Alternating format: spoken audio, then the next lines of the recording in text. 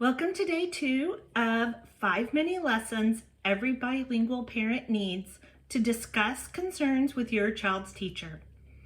Today, we're going to be exploring about different types of communications you will receive from your child's school and then how you can communicate with the school. Don't forget, in both sections, the communication from the school and communication to the school, you can get assistance and support from your school. Don't get lost in the details.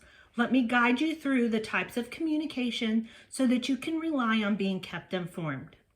If you ever need a translator to help with communication with the school, ask them.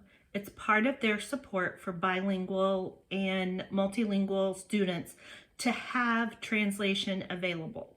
Okay, the first thing we want to know about communication from the school is how will we get information that is urgent? Okay, the school will communicate urgent information to you as a parent through its emergency contact information that you provided during registration. This will be through phone calls or text or emails, whichever preference you indicated when you did registration. If you need to change that contact information, talk to the office at the school and have them change that contact information. I know sometimes if dad is put as the contact person, but he doesn't check his phone during the day, maybe that needs to be changed to mom because she may be the one going to get the kids. Or maybe it is dad because he's the one with the car. So make sure that you have what fits your family's needs in that contact information. Schools may communicate news to all families, like school closures for bad weather. Or they can call just individual parents, like if your child's sick and you need to come get them. It's important to keep your contact information with your school up to date and also have another person that's outside your family pick up your kid from school if you need them in a pinch. You never know. In the exercises on Facebook today, we'll discuss how you pick an emergency contact for your child. How do you pick a contact person if you just moved here and you're not really sure who your community is going to be? Let's discuss that in the Facebook group. Another type of communication is emails from a grade level teacher or a school administrator. These emails are usually just so you can stay informed about what's happening at school, if they're doing anything as a grade, if they're having a field day or different things. That will be this is more of a newsletter format. So sign up for these because it will keep you informed on what's going on in school.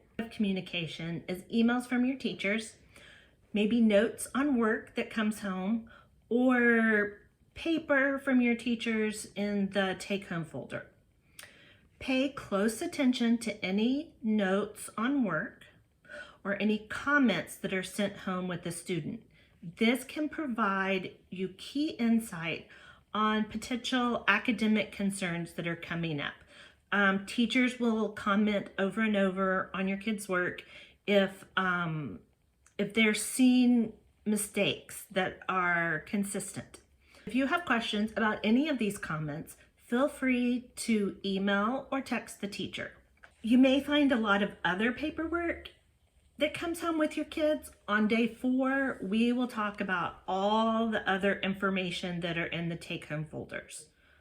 Some of you may be thinking, I haven't seen anything from school. Do they have a take-home folder? Before you march into your middle school or high school student's room and say, where's your take-home folder? These are usually for elementary school and the main form of communication for elementary school age children. The purpose of middle school and high school communication is to encourage the student to be more independent and keep track of their own information instead of giving it to the parent for the parent to make sure they keep track of. So your student may know some of the information, but you may have to ask for it. And they should be in the loop with their teacher about what information they need to know, like when tests will be and things like that. Okay, so the next one is when you get phone calls from the teacher. don't panic. I said, don't panic. These probably will not be urgent, but it will be about your specific child. Again, don't panic so you can listen to everything that's being said. Once you start to panic, your English skills are limited. So take a breath, relax so that you can listen. It is a common practice for teachers to use a compliment sandwich. This starts with something positive, states something that needs improvement, and ends with a compliment. Be sure and listen to the progress that your child is making. Now let's switch from communication from you to the school. If your child doesn't understand a specific homework assignment or a topic, write it on the homework and send it back to the teacher. Help her understand if it's a disconnect between understanding the English of the topic or if it's the topic itself that's being taught. Okay? If you're learning the water system and your child doesn't know what precipitation is, it's rain. Okay? The teacher needs to help make that connection of what they know and the new vocabulary. If they don't understand that rain flows into a lake or river where it accumulates for accumulation, that's about the topic that's being taught.